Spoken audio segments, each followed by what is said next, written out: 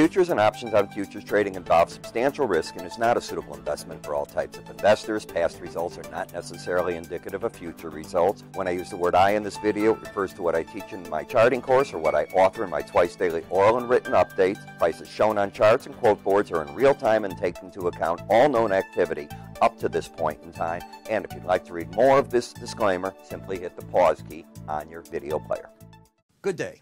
Ira Epstein of Linn Associates with your financial market wrap-up, and this is for Tuesday, the 10th of April, 2018. All right, my friends, as we're looking at the markets, you can see, and the close today of the futures markets, a good up day, going back almost to the highs of Monday when the news broke that the FBI was raiding President Trump or one of his attorneys, and as it turned out they did, and they went into the Trump Tower and they went into the gentleman's home, and what can you do? That's life. What started today off on a good note was that President Xi of China came out with good message to a forum that's taking place in Asia, not trying to take the low road and get down and dirty with the President Trump, but the high road where they're going to try to work things out. The market liked that. And away you went to the upside. Dr. Copper, as I like to call it, really took off. And if you get my market letter, tonight I'm going to go through a whole part on copper as to what has picked copper up suddenly over a dime. And a lot of it has to do with Sinopec, the giant energy firm that is state-sponsored out of China, suddenly, over the past year, really moving into the copper business, and now they have become a major player, buying a monstrous amount that they're going to use as they develop their electric rods and their cables and so on throughout the country. Brand new business, but a big part of making, if you will, copper easier to find and use inside of China. Then we have to look at Steve Zuckerberg, as I'm watching today on Facebook, and he's doing a fairly good job. Contentious Congress as he's going to face for 2 days, but seems to be doing okay. Market wasn't upset with any of that. Dollar index down a little bit. Mixed foreign currency day, powerhouse in the energy markets. Now, the energy markets are looking at a few things. Part number one, we're moving apparently a carrier force into the Mideast again. Part number two, Saudi Arabia sounds like they may join the U.S. in some type of action against Syria. We're hearing Europe is getting behind this action. So now does the energy market come into play because Saudi Arabia might get involved? I don't see a U.S. strike on Syria bringing in other players necessarily, but bring in the Saudis, and then you get Iran going. That's their sworn enemy, so who knows where this all goes. As you look at the S&P 500, I'm going to give the market what I call an up thrust. Now, this is a weekly area chart of just closes.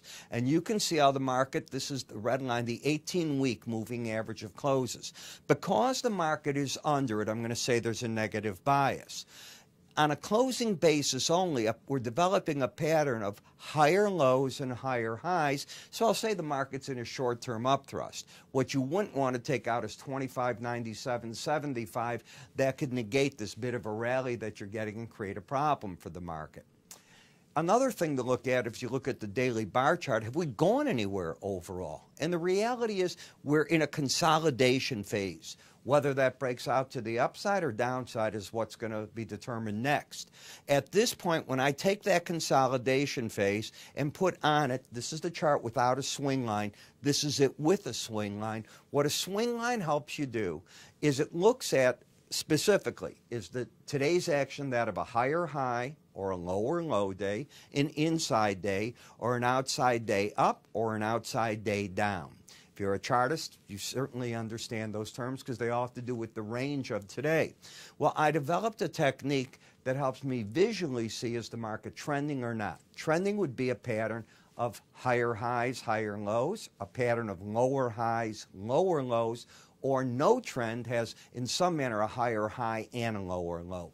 In other words, just stepping over each other. In this case, we have the pattern of higher highs, higher lows, and higher highs. I don't know where this part's going to finish off yet. As I said, the market is right now fighting at a battle at the 18-day average of closes. So often people will ask me, what's the importance of that? Different analysts use different moving averages, but in many cases, moving averages are used because they're a reference point on a chart. In futures, I like the 18-day average of closes. I have gone back and, yes, years ago I bought what's called optimizing services. They would go commodity to commodity with different time frames and say, don't use the 18, use a 19, use a 16, use a 20-day moving average. I gave up on that. I find that this is a good rule of thumb. If you can exceed this average, get over that high, one of the next resistance zones is the 100-day average. I call them max, so you'll see it. And it's right here, the green one.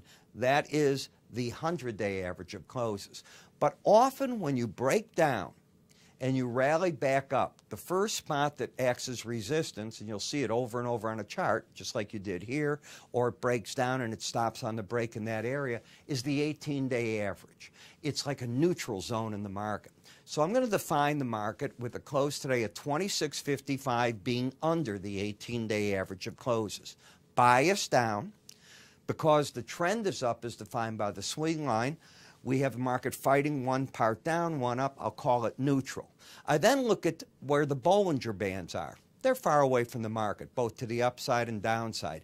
This is the 200-day average of closes, this dark gray line.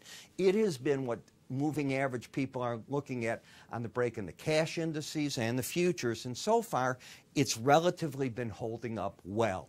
It's keeping the market together. Get under it on a closing basis, we could have problems, and I'm not saying that will happen.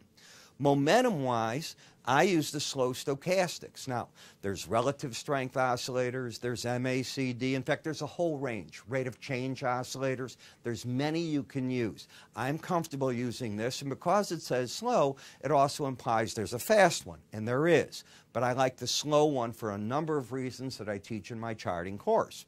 In any case, price, momentum seems to be leading price up. I'm not saying it is shooting up, but it is pointing up, and the market has again come to a resistance point on the chart.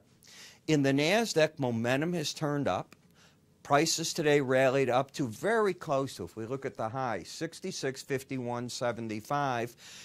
Hasn't quite hit the 100-day average, but the red average, 66.72, just slightly under that. The closest average is obviously the 100-day to it. Over the past few days, I have told you, if the market rallies, that could be a resistance zone. At least today, we know a number that is trying to stop it. Doesn't mean it'll hold it back. We'll see what happens from here.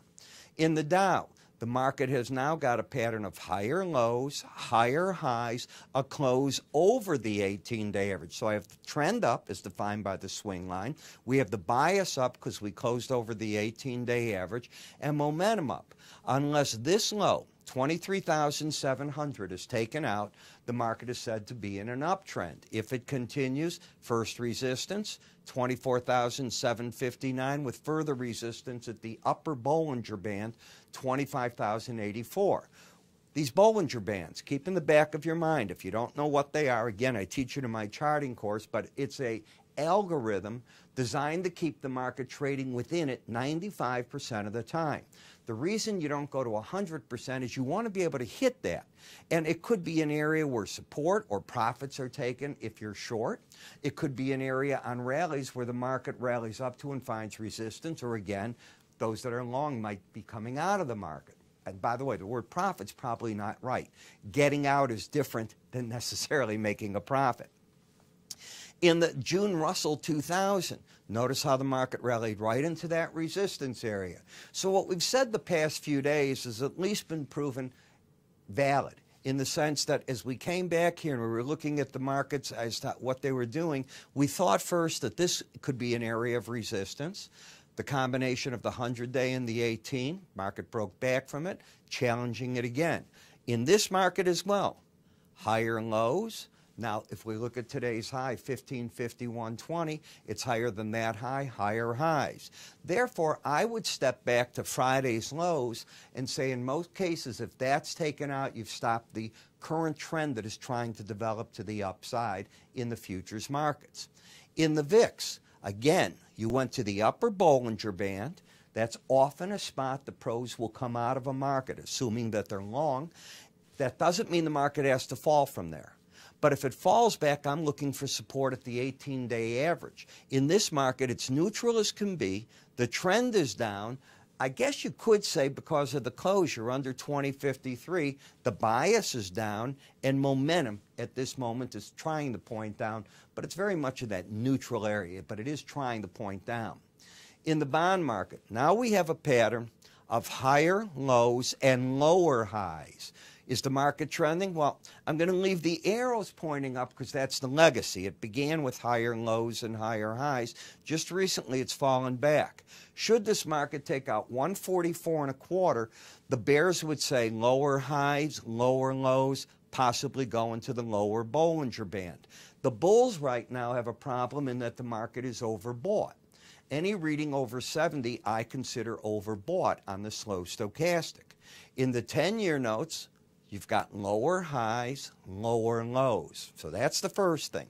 Momentum is trying to turn down. The market stopped against the 18-day average of closes. It got really to 120.22. The 18-day average is 120.21. I think the bears will get emboldened if the market gets under 120.16, and they'll try to push on that market maybe to the lower Bollinger Band.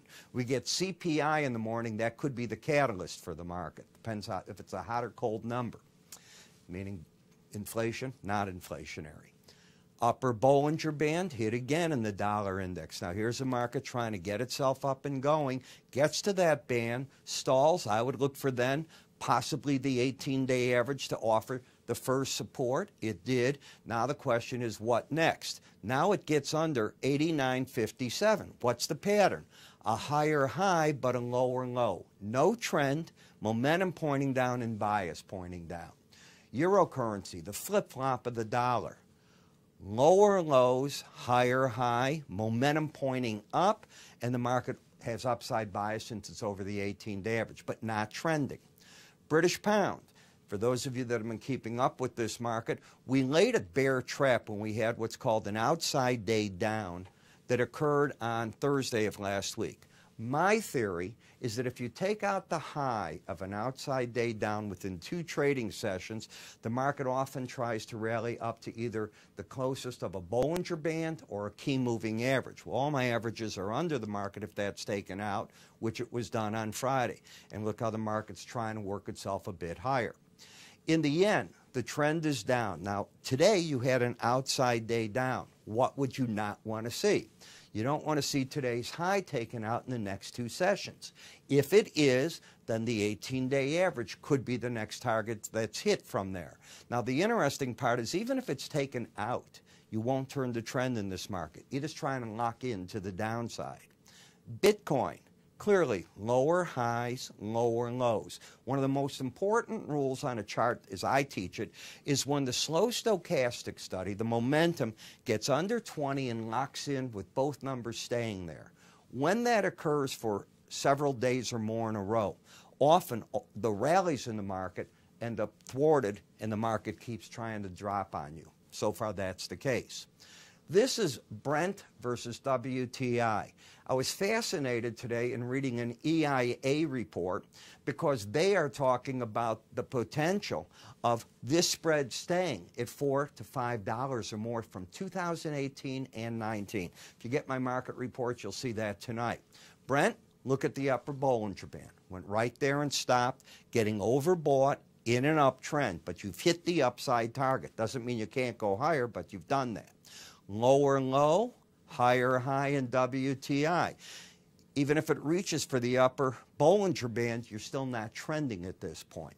Gasoline, higher lows, higher highs. Just read the EIA report. I think they're calling for $2.74 this summer as an average price on regular. Natural gas, wait till you see the report that came out on this baby today from the EIA. So what I do is I try to teach these different techniques in my charting course. It's a 6-hour course. It's all over the internet. In other words, everything that we do is from there. It's inexpensive. It includes the charting software. You get 30 days of my market research with it. In addition, you get these videos, and you're able to come in and talk to me. I'm going to be every 2 weeks or so, 3 weeks, putting out a live webinar. And then in the mornings, what I do to reinforce everything is you'll get a video. It's full size when you see it. Come onto our website. At 8:30 in the morning, I go through 40 charts, and I'm throwing out trade ideas galore as best as I can see them for you. So you get the charting software. By itself, if you were to get it from us, about $80, $90 a month. It's thrown into the price of the course for a 30-day period. My market research, a $60 value a month, thrown into the course. Whole thing's $129.95. You get the video access. So if you're interested in trading, it's another way to look at it. How you find out about it, either call us, go to our website under the keyword education. You'll see it right there. We've got a video about this, and of course, we explain it on an FAQ page. You can take a look by getting there if you're watching me on YouTube by clicking up here, and I'm Ira Epstein. You have yourself a good day, and I'll see you